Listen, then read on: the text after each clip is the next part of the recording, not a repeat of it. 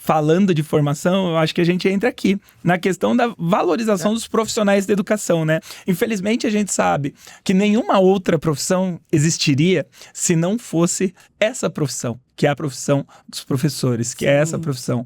Mas a gente tem hoje no nosso país diversos coaches, pessoas que são aí iluminadas, que são pastores, que são líderes religiosos, trazendo para as nossas crianças, através das redes sociais, que eles não precisam estudar, que eles não precisam ter uma formação. Inclusive, a gente tem o governador do nosso estado falando que as crianças não precisam ter diploma. Mas só que eu acho engraçado, porque esse mesmo governador do nosso estado de São Paulo, ele tem 2 diplomas. Ele tem diploma através das universidades públicas do nosso país. Ele tem formação, ele tem uma remuneração, ele tem um reconhecimento da academia, mas ele fala no microfone, ele fala para geral que não precisa ter formação.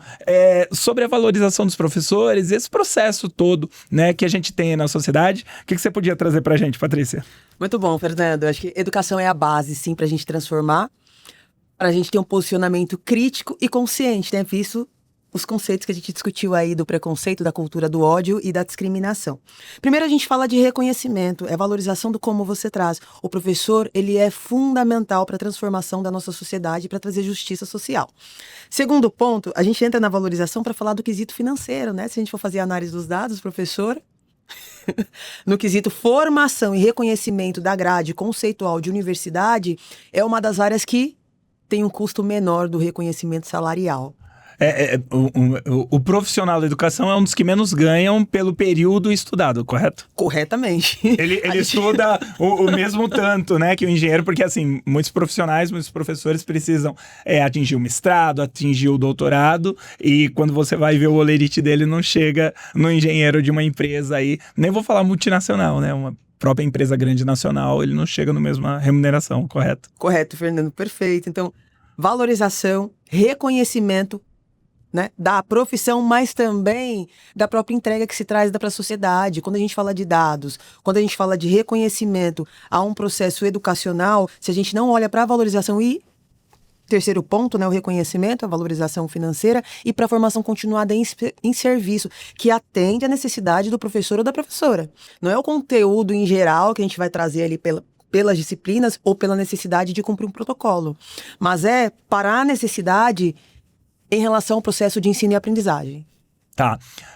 Um ponto, até pra gente ir caminhando aqui, Patrícia. Em 2025, foram registrados mais de 25 mil licenças médicas por questões de saúde mental desses profissionais. Correto.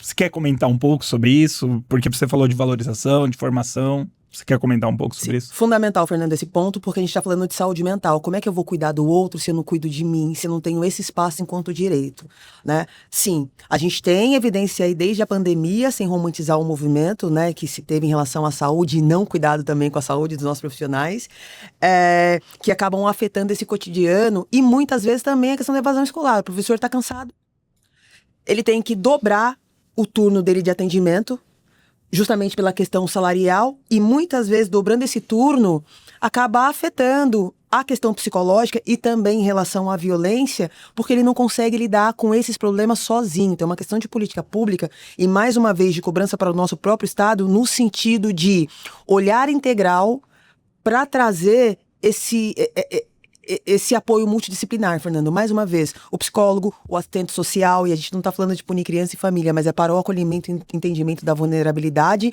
e também do próprio psicopedagogo e psicólogo, para entender o que é demanda do professor, o que é demanda em relação à família e à questão estrutural, mas também para entender como é que esse profissional é cuidado, como é que ele vai cuidar do outro cotidianamente. Se ele não está sendo cuidado. Perfeito. Patrícia, para a gente caminhar aqui para o final, deixa eu te perguntar, qual é o principal passo que o Brasil precisa dar para conseguir ter um rumo, né? Uma educação mais inclusiva e mais antirracista? Primeiro, tomar cuidado com a polarização. Não tem um diálogo que a gente possa refletir, de fato, Fernando, como você trouxe no início da nossa conversa, análise de dados. A gente precisa analisar os dados. Qual o diagnóstico que a gente tem se a gente fosse fazer um mapeamento das nossas escolas? né? Domingo foi o dia de celebração da escola. Aham. Mas mais que celebrar, a gente quer um espaço para que a gente possa discutir sobre as dificuldades, sobre os pontos de efetivação em relação ao acompanhamento, mas também, para além de ensinar, para além de fazer proposição sobre aquilo que a escola tem que oferecer, a gente precisa parar. Chegou o momento de parar. Refletir sobre os dados que nós temos e entender com os nossos profissionais qual é o caminho que a gente quer daqui para frente, considerando um espaço para o diálogo sobre a saúde mental, sobre a questão da violência, sobre a questão também do bullying que a gente vem discutindo, mas também dos valores. Onde a gente fala da dignidade, onde a gente fala do bem comum, quando a gente adentra também a questão antirracista, equitativa, integral. A necessidade específica do contexto da escola não pode ser um leque. Choveu, a escola acolhe. Tá.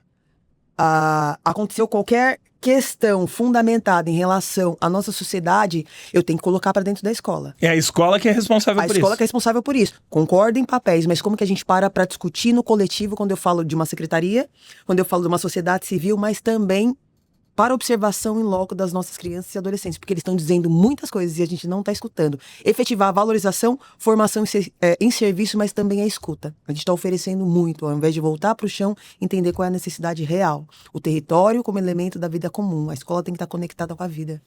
Perfeito, Patrícia, perfeito. Bem, chegamos aqui no nosso final. Quero te agradecer muito por essa oportunidade de poder te ouvir, poder aprender com você, poder ter essa aula aí sobre educação, sobre as nossas escolas, sobre esse processo de educação no nosso país, no nosso estado de São Paulo.